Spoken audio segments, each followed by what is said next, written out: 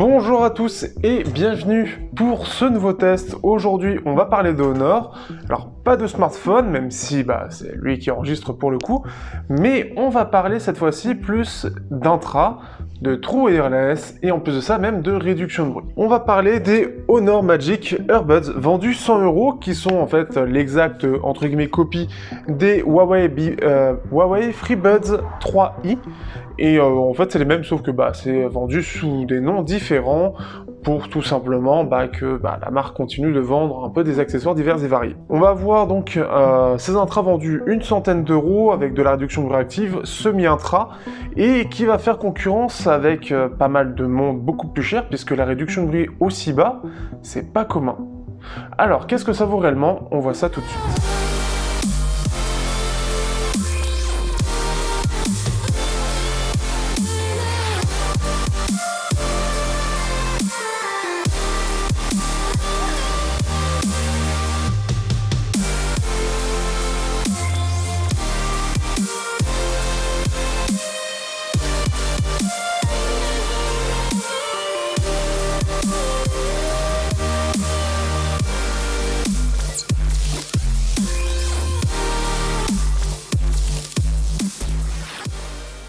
Au niveau du design, on se retrouve avec un design assez classique au niveau de la présentation. Pour comparer par exemple face au Sennheiser True Wireless 2, ici on va se retrouver avec quelque chose qui est moins haut, comme on peut le voir. Par contre à peu près aussi épais, voire quand même un petit peu moins, et quand même, ça reste globalement plus compact, ça se mettra plus facilement dans la poche à côté du smartphone. On a au dos de l'USB-C et un bouton de pairage, donc qui va permettre justement de pairer, donc il n'y a pas besoin de les sortir pour qu'ils se mettent en pairage, il faut d'abord appuyer sur le bouton. Vous allez avoir la LED, si par exemple je le mets en mode pairage, qui va clignoter ici, et donc ça veut dire que là, c'est à ce moment-là que vous pouvez les pairer. En façade, vous avez la petite LED pour dire quel est l'état de la boîte au niveau de la batterie. Donc vous avez rouge, vous avez vert, et vous avez donc les intras ici que vous pouvez voir. Donc au niveau de la présentation, on a le côté gauche à gauche et à droite forcément. Parfois ça peut être inversé, mais on a ce côté un petit peu en biais qu'on peut retrouver sur pas mal d'intras de ce type, un peu en mode tige comme les AirPods.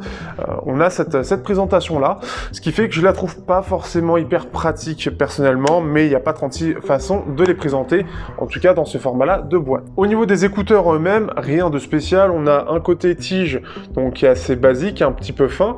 On va avoir ici des touches tactiles qui vont permettre de gérer play, pause, etc. On a le côté, bien évidemment, les embouts pour le côté semi-intra, et les parties noires que vous voyez, ça va être la partie pour détecter quand vous enlevez l'intra de l'oreille, donc ça va permettre de mettre en pause. Globalement, c'est assez complet, pour 100 € sur le marché occidental, puisque j'en fais aussi pas mal qui viennent de Chine directement, c'est plutôt pas mal, on a quelque chose de complet, c'est assez propre en termes de présentation, on a les micros qui sont en dessous, et après, il n'y a pas grand chose à dire, c'est globalement assez propre pour le prix. Au niveau de la mise dans l'oreille, au niveau du confort, alors première chose, ce qui va vous plaire, c'est que vous avez du semi-intra. Il n'y en a pas forcément beaucoup sur le marché, ici c'est le cas, un peu comme les AirPods Pro pour le coup, alors ce sera quand même un peu moins confortable, ça se ressentira plus, mais ça tient plutôt bien, ça fait pas ce côté intra que beaucoup peuvent détester, et pour le coup, surtout à ce prix-là, il n'y en a pas forcément beaucoup.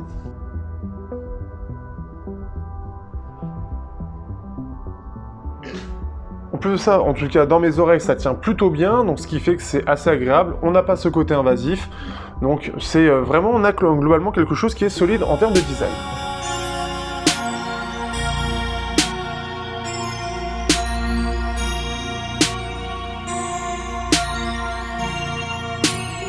Au niveau des fonctions, donc ici on va être sur quelque chose d'assez basique puisqu'on est sur du AAC SBC en termes de codec, ce n'est pas du aptX, il n'y a pas de Qualcomm dedans, donc on devra entre guillemets se contenter de ça.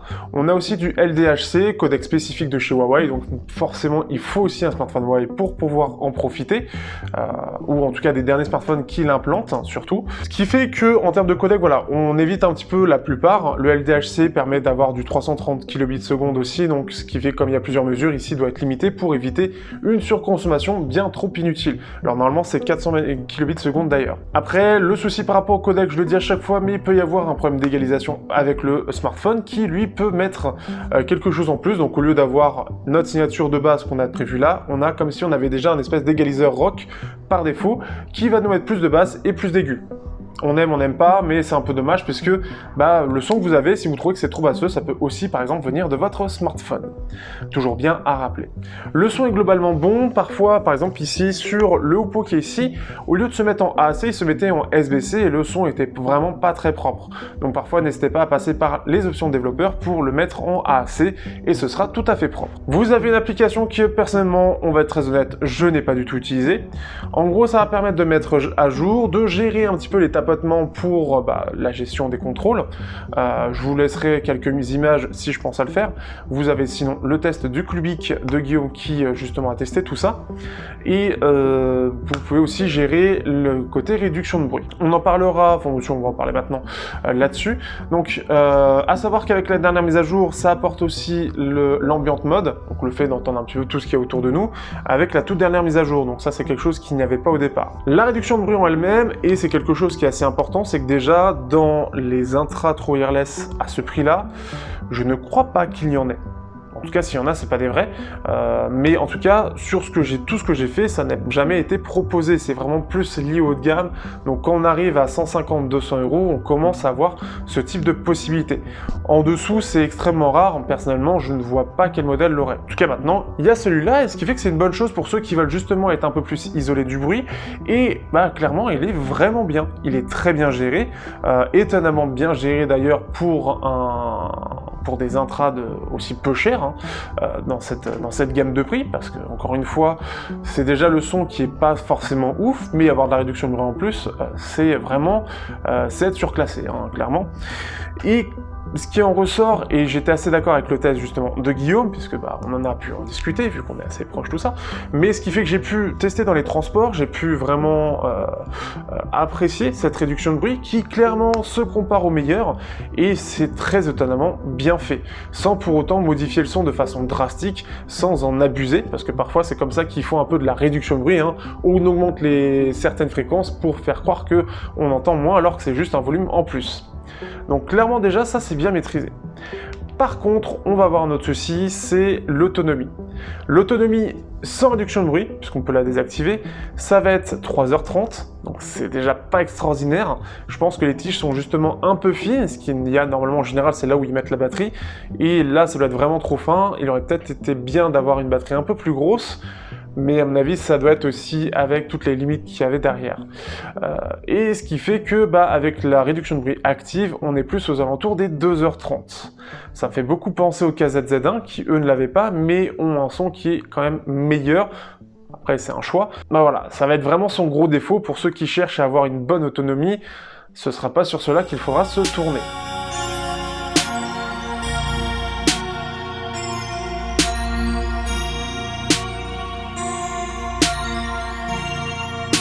Alors, on va s'intéresser maintenant à la partie qui, moi, m'intéresse le plus, c'est-à-dire la partie audio.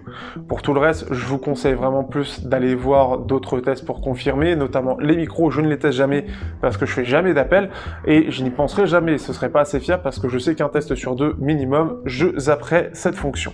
Pour la partie sonore, je m'attendais vraiment pas à grand chose, en tout cas face aux Creative, que j'apprécie plutôt bien, face au Studio, qui est plutôt bon aussi, ou au One More Stylish, qui sont ses concurrents principaux pour le prix.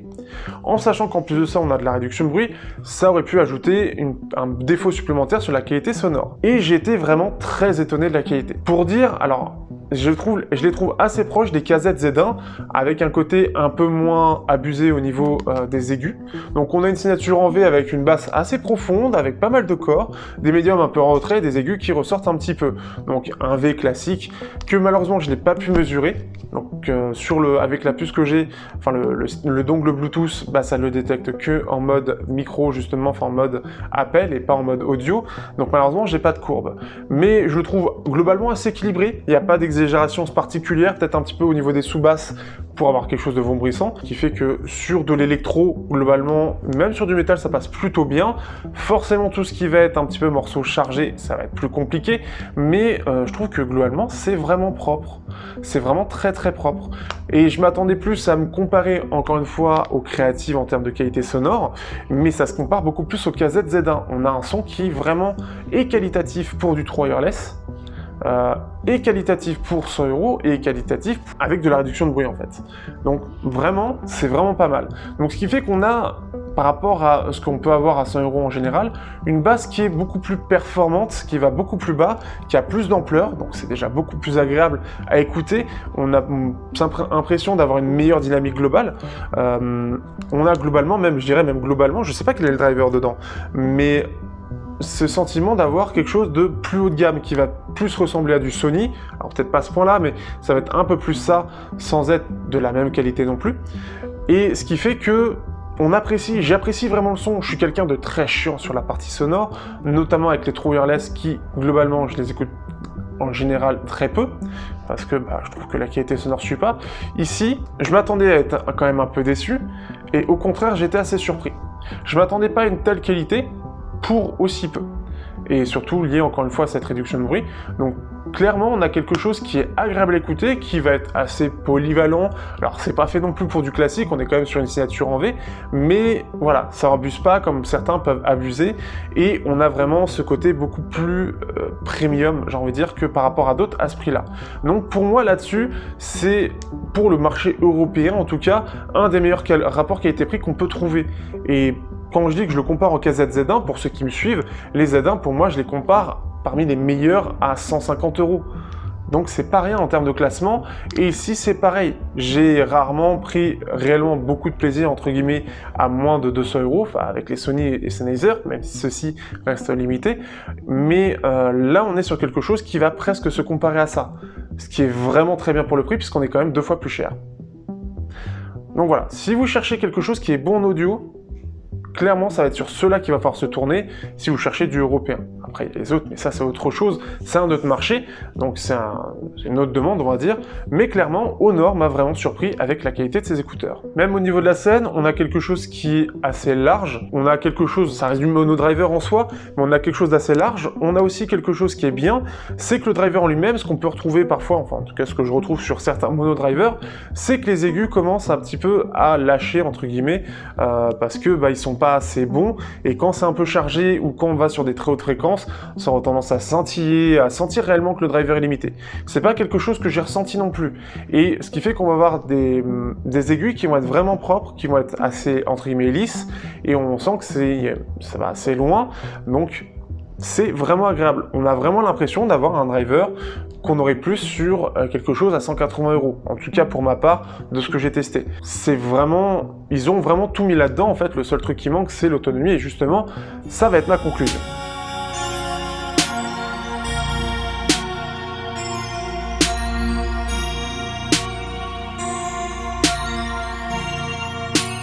Au final, donc, que peut-on dire de ces Honor Magic Earbuds à 100 €? Pour moi, ils viennent casser deux marchés. Sur la réduction de bruit déjà d'une part, puisque la réduction de bruit restait quelque chose qui était plus sur les 200 €, voire 300, puisqu'on a par exemple les Sennheiser là-dessus. On a ici, je sais plus ce que j'ai comme boîte, les Master and Dynamics, qui sont en soi très chers, donc ça reste à la base quelque chose d'assez premium comme fonction. Ici, on se retrouve avec une fonction premium sur des écouteurs qui sont plus entrée de gamme. Le milieu de gamme est plus aux alentours, en fait, entre 100 et 200 €, j'ai envie de dire. Mais à 100 € et moins, on est plus dans l'entrée de gamme. Donc, c'est, pour le coup, c'est un flagship killer, on peut l'appeler ça comme ça. Mais en plus de ça, le son n'a pas été négligé, surtout qu'en général, alors, par exemple, je prends pour les casques entrée de gamme, avec de la réduction de bruit, la réduction de bruit reste en général assez artificielle peu géré, ça modifie parfois beaucoup la signature, bref, c'est très très moyen. Ici c'est vraiment très propre de base, c'est actif aussi de base, la réduction de bruit, c'est pas dérangeant, et ce qui fait que déjà qu'on a une réduction de bruit qui est très, pour le coup très performante, quand on lance la musique, clairement on n'entend plus rien. Et c'est ce que me faisait comme impression, par exemple les Sony qui étaient un petit peu les ténors du genre, hein, bien évidemment. Les Sennheiser sont un peu moins bons là-dessus, ici on est voilà, 2 à 3 fois moins cher et on fait aussi bien que cela. C'est pas rien, donc si c'est quelque chose qui est important dans vos critères, bah vous pouvez le cocher tout de suite, hein, déjà pour ce prix clairement. Mais ce qui est bien, c'est aussi pour la partie audio, et ça c'est bien sûr quelque chose que je teste principalement, la partie audio aussi m'a beaucoup étonné pour le prix. Pour 100 €, je m'attendais pas à ce qu'on ait une telle qualité, un tel dynamisme, que par exemple des Master Dynamics n'arrivent pas du tout à atteindre, et qui pourtant coûtent 300 balles, ou 200 dans la version Go, donc sans réduction de bruit. Donc, c'est assez impressionnant. En plus de ça, on a des mises à jour qui ajoutent des fonctions, qui permettent de les améliorer, etc. On a l'application dédiée pour gérer tout ça. Et encore une fois, ça aussi, à 100 €, on a très peu de marques qui proposent une application derrière. C'est quelque chose qu'on va plus voir arriver aux alentours des 150 €. On en a quelques-unes à 100 €, mais il y en a très peu. One More les propose, mais leur propre app qui n'est même pas sur le Play Store. Donc, ça montre quand même que Huawei vient un petit peu de renverser entre guillemets le marché sur beaucoup de choses et rend quelque chose qui globalement était dans le haut de gamme, ou le milieu de gamme premium on va dire, à quelque chose plus d'entrée de gamme. Donc, bravo.